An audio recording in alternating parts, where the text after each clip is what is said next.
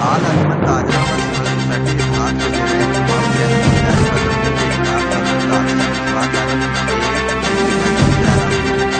مظاہرین نے ضلع رمضان کے مقام پر غیر علاقہ تشکیل کرانے والے کی مظاہرین کا کہنا تھا کہ جب سے اسسٹنٹ کمشنر چمن نے چارج سنبھالا ہے شہر میں بدامنی نے گمبھیر صورتحال اختیار کر چکی ہے۔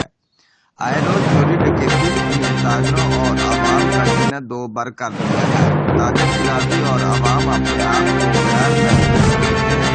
انہوں نے مزید کہا کہ شہر کے داخلی اور خارجی راستوں پر آنا جانا کسی خطرے سے کم نہیں ہے۔